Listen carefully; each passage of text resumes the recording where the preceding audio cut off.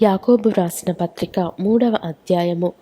నా సహోదరులారా, బోధకులమైన మనము మరి కఠినమైన తీర్పు పొందుదుమని తెలుసుకొని మీలో అనేకులు బోధకులు కాకుండుడి. అనేక విషయములలో మనమందరము తప్పిపోవచ్చున్నాము.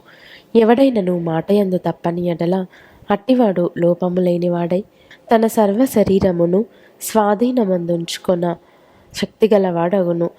గుర్రములు మనకు లోబడుటకై నోటికి కళ్ళెము పెట్టి వాటి శరీరమంతయు త్రిప్పుదుము గదా. ఓడలను కూడా చూడుడి, అవి ఎంతో గొప్పవై పెనుగాలికి కొట్టుకొని పోబడినను ఓడ నడుపువాని ఉద్దేశము చొప్పున మిక్కిలి చిన్నదగు చుక్కాని చేత త్రిప్పబడును. అలాగుననే నాలుక కూడా చిన్న అవయవమైనను బహుగా అదిరిపడును. ఎంత కొంచెము నిప్పు ఎంత విస్తారమైన అడవిని తగులబెట్టును. నాలుక అగ్నియే. నాలుక మన అవయవములలో ఉంచబడిన పాప ప్రపంచమై సర్వ శరీరమునకు మాలిన్యము కలుగజేయుచు ప్రకృతి చక్రమునకు మృగపక్షి సర్ప జలచరములలో ప్రతి జాతియు నరజాతి చేత సాధు కాజాలును. సాధు ఆయను గాని ఏ నరుడును నాలుకను సాధు చేయనేరడు. అది మరణకరమైన విషముతో నిండినది. అది నిరర్గళమైన దుష్టత్వమే. దీనితో తండ్రి అయిన ప్రభువును స్తుతింతుము. దీనితోనే దేవుని పోలికగా పుట్టిన మనుష్యులను శపింతుము. ఒక్క నోట నుండియే ఆశీర్వచనమును శాపవచనమును బయలువెల్లును. నా సహోదరులారా, ఇలాగుండకూడదు.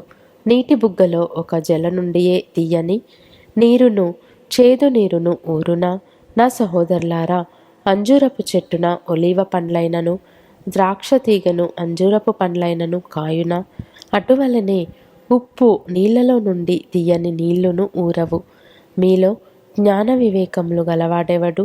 వాడు జ్ఞానముతో కూడిన సాత్వికము గలవాడై తన యోగ్య ప్రవర్తన వలన తన క్రియలను కనుపరచవలెను.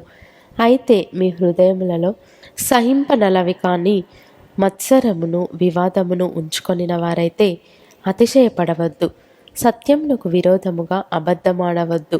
ఈ జ్ఞానము పైనుండి దిగివచ్చినది కాక భూ సంబంధమైనదియు ప్రకృతి సంబంధమైనదియు దయ్యముల జ్ఞానము వంటిదియునై ఉన్నది. ఏలయనగా మత్సరమును వివాదమును ఎక్కడ ఉండును, అక్కడ అల్లరియు ప్రతి నీచ కార్యమును ఉండును. అయితే పైనుండి వచ్చు జ్ఞానము మొట్టమొదట పవిత్రమైనది, తరువాత సమాధానకరమైనది, మృదువైనది, సులభముగా లోబడునది, కనికరముతోనూ మంచి ఫలములతోనూ నిండుకొనినది, పక్షపాతమైనను వేషధారణ అయినను లేనిదియునై ఉన్నది. నీతి ఫలము సమాధానము చేయువారికి సమాధానమందు విత్తబడును.